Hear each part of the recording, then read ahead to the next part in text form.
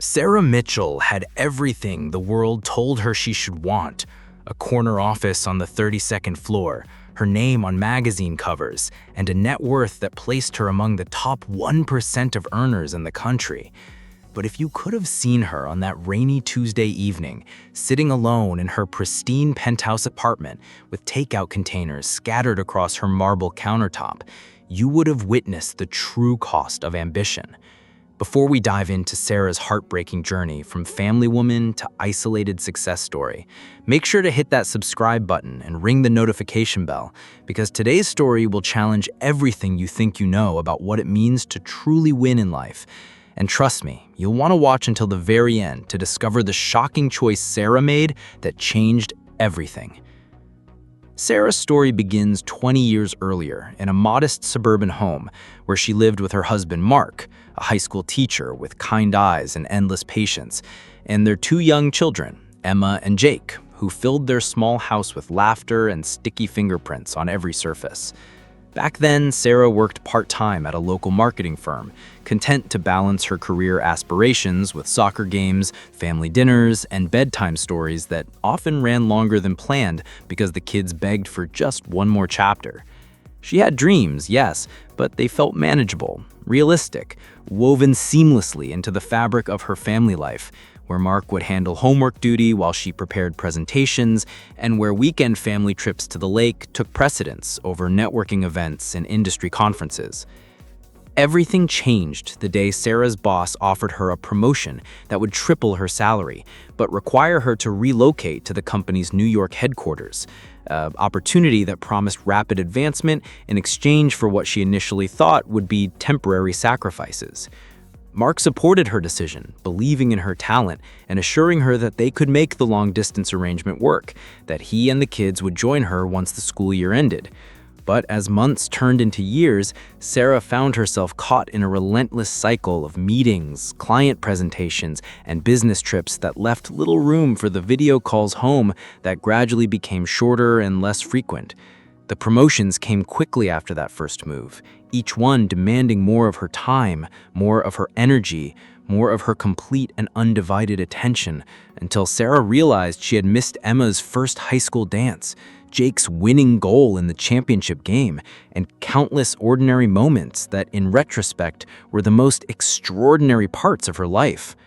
Mark's voice grew strange during their phone conversations, filling the silence with updates about parent-teacher conferences she couldn't attend and family gatherings where her empty chair became a permanent fixture, while the children learned to stop asking when mommy was coming home because the answer was always the same vague promise of soon. Sarah told herself she was building a better future for her family, that the financial security and opportunities her success would provide were worth the temporary separation. But temporary stretched into years as her career trajectory soared and her personal relationships withered like plants left too long without water. The irony wasn't lost on her that she had become incredibly successful at managing multi-million-dollar campaigns while failing spectacularly at managing the most important relationships in her life. But by then, she was so deeply entrenched in her professional identity that stepping back felt impossible, like trying to stop a freight train with bare hands.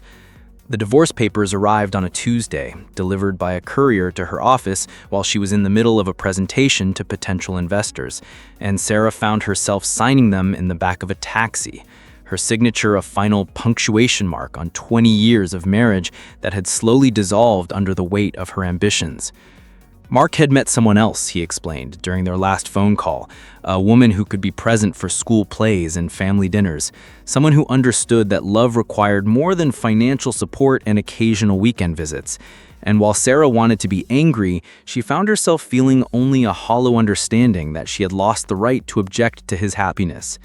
The children, now teenagers, were polite but distant during her scheduled visits, treating her more like an estranged relative than their mother, their conversations filled with the careful courtesy reserved for acquaintances rather than the easy intimacy of family. And Sarah realized with devastating clarity that she had become a stranger in the lives she had once considered more precious than breathing.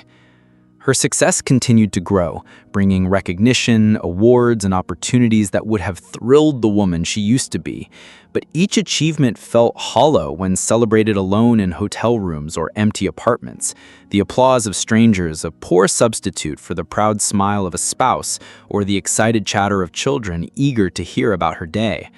Sarah began to understand that society's definition of success had led her down a path where winning professionally meant losing personally, where climbing the ladder of achievement required her to let go of the relationships that had once given her life meaning and purpose beyond any corner office or salary figure. Years passed, and Sarah watched from the sidelines as her children graduated, got married, and started families of their own. Significant milestones she experienced through carefully composed social media posts and formal invitations, rather than the intimate moments of preparation, celebration, and quiet reflection that define a parent's true involvement in their children's lives.